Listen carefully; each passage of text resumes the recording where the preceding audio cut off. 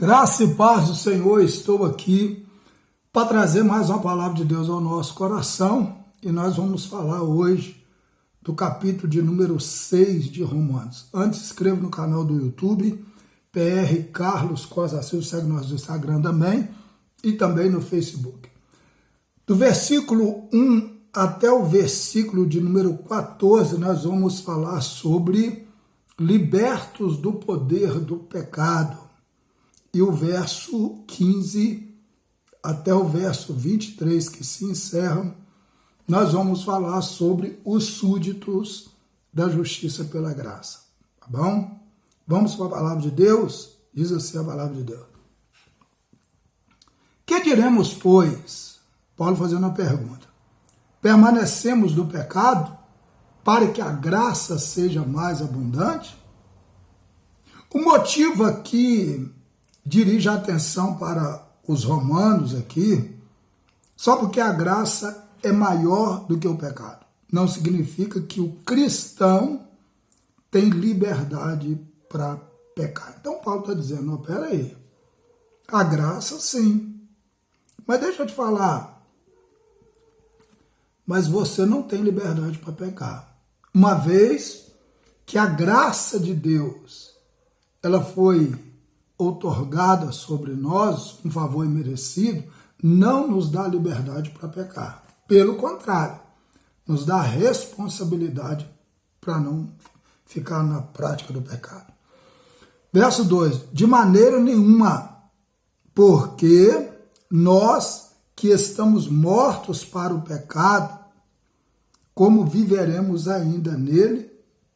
A resposta de Paulo à pergunta, longe de tal pensamento, não permita que tal coisa aconteça.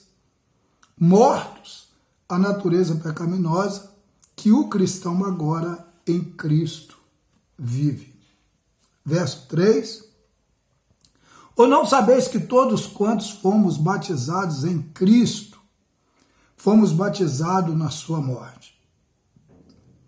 Este batismo está em Cristo e não nas águas. 1 Coríntios 1, 17 e 12, 13 também. Gálatas 3, 27. Efésios, também. Colossenses 2, 11 até o 13. Tá bom? Verso 4. De sorte que fomos sepultados com ele pelo batismo da morte, para que, como Cristo ressuscitou dos mortos, pela glória do Pai, assim andemos também em novidade de vida. Uma vez que Cristo entra na nossa vida, nós temos que mostrar algo novo dele na nossa vida. A nossa natureza não é mais aquela de pecado. Nós não mais vivemos, as pessoas não olham nós mais como um praticante de pecado. Mas olha nós agora, uma pessoa regenerada em Cristo. Verso 5. Porque se formos plantados junto a Deus, à semelhança de sua morte, também seremos da sua ressurreição.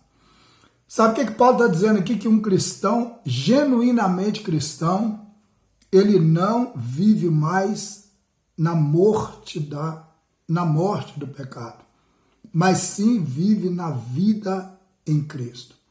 As pessoas olham para mim e elas não vê mais aquela pessoa morto no pecado, mas vê eu agora vivo em Cristo. A diferença de um cristão genuíno para um cristão que pensa que é cristão. Verso 6. Sabendo isso, que o nosso velho homem foi crucificado com ele, para que o corpo do pecado seja desfeito, a fim de que não sirvamos mais o pecado. Então, o pecado na nossa vida não tem mais prevalência. O pecado na nossa vida, ele não tem mais lugar, ele não tem mais cadeira cativa. O pecado em nós não é mais aquilo que era outrora. Porque não adianta você estar em Cristo, sendo que o pecado para você é normal. Ah, beleza. Não, o pecado não pode ser normal. O pecado tem que ser repúdio na nossa vida. Verso 7, porque aquele que está morto está justificado do pecado. Uma vez que o pecado está vivo em mim, eu não estou justificado. O pecado ainda predomina na minha vida. Uma vez que o pecado predomina na minha vida, eu não sou uma nova criatura. Verso 8. E se já morremos com Cristo, cremos que também com ele viveremos. A vida de Cristo está em mim ou a vida do pecado está em mim? As pessoas têm olhado para mim e visto a vida de Cristo ou um pecado vivo em mim? As pessoas têm visto em mim um cristão que parece com Cristo ou uma pessoa que ainda está vivendo na prática do pecado? A gente precisa tomar muito cuidado com isso. Vamos orar? Vamos falar com Ele? Pai, muito obrigado por tudo. Continua conosco. Em nome de Jesus. Amém, amém, amém. Deus abençoe sua vida. E querendo Deus, amanhã estaremos de volta amanhã com mais uma palavra de Deus ao nosso coração. Fique com Deus. Até lá. Em nome de Jesus.